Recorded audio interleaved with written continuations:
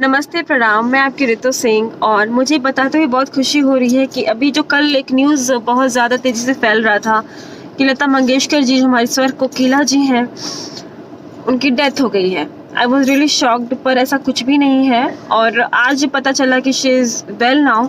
हाँ, निमोनिया से और कोविड-19 से वो सफ़र कर रहे थे, लेकिन अभी वो ठीक है।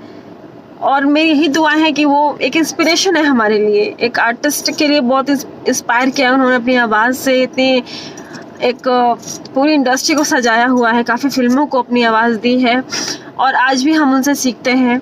और काफ़ी ऐसे सिंगर्स हैं जो उनको अपना इंस्पिरेशन मानते हैं। हमारे लिए वो बहुत बहुत बेस्ट और एक ब्लॉसम है। तो यही दुआ है कि वो जिए हज़ारों साल और इस र्यूमर से आप बचिए। बेसिकली ऐसा कुछ भी नहीं है और उनकी एंटायर टीम ने, अपने मैनेजमेंट ग्रुप ने उनको संभाला है और अभी वो बिल्कुल स्वस्थ है।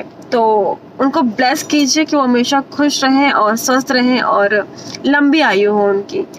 तो दोस्तों, इस र्यूमर से बचिए। और ऐसे कई र्यूमर्स हैं जो हम यकीन कर लेते हैं, बट ठीक है, it's a part of life.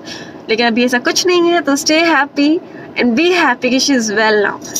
तो लता मंगेशकर जी के लिए आई विश, मैं यही दुआ करती हूँ कि वो मैम हमेशा हमारे साथ रहे और स्वस्थ रहे और ऐसे ही हमारे साथ उनका नाम हमेशा ऐसे रहे। और क्योंकि वो सही रहेंगे तो हम सब भी खुश रहेंगे और उनकी फैमिली भी खुश रहेगी। तो ओके, थैंक यू।